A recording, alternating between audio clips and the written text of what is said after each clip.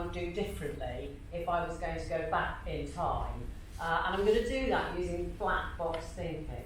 So what's black box thinking? It's something that a guy called Matthew Syed came up with. And simply speaking, I'm going to share with you not my successes and my achievements, but I'm going to share with you 3 things that I made, mistakes I made, failures I've had, that have taught me and I've learned from, so that I do things differently now. So let me just start with number 1. They're all an S. So there's, first of all, there's spend. The second one is support. And the third one is sell.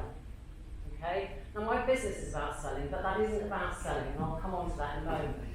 So the first one, spend. I set my business up in 2007, which was just before the financial crash. Good choice? Not. But I survived. I didn't spend very much money at all. I really, really kept a tight rein on the purse strings. Good idea, yes?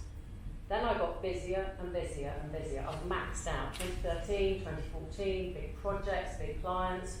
And all of a sudden, I had so much work to do, but I hadn't outsourced anything, I hadn't automated anything, but I was doing okay, wasn't I? Because all these revenues, all the money I was earning, it was all pouring down into the profit, which is the bit I got to spend.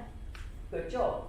And then suddenly in 2016, or just a bit before it actually, my world imploded. Okay, so James talked about his early life, well mine really imploded in 2015 and 2016. So in 2015, fighting a really nasty tribunal to secure the provision for our son's specialist school, and then in 2016, fast followed that with my parents' illness and then death.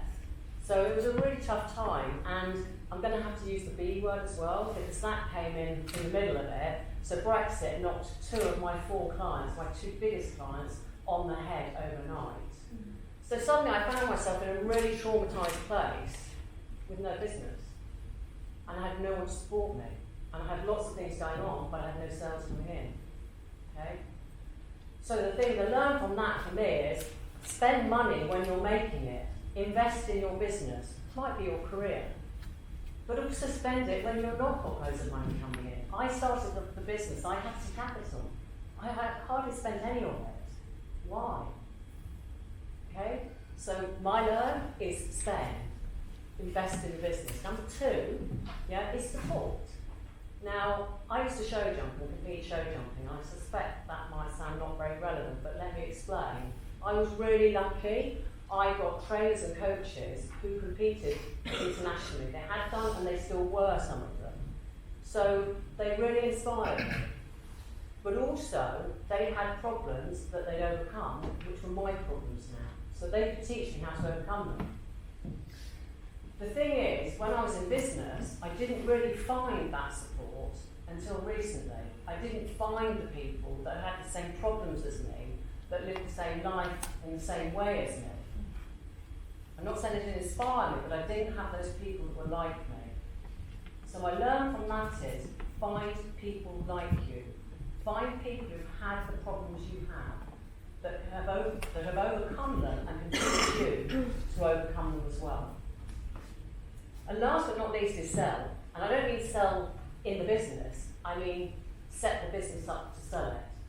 So my learn from that was in 2007, I'd had enough of corporate, I wanted to do something different, so I set my business up. But did I?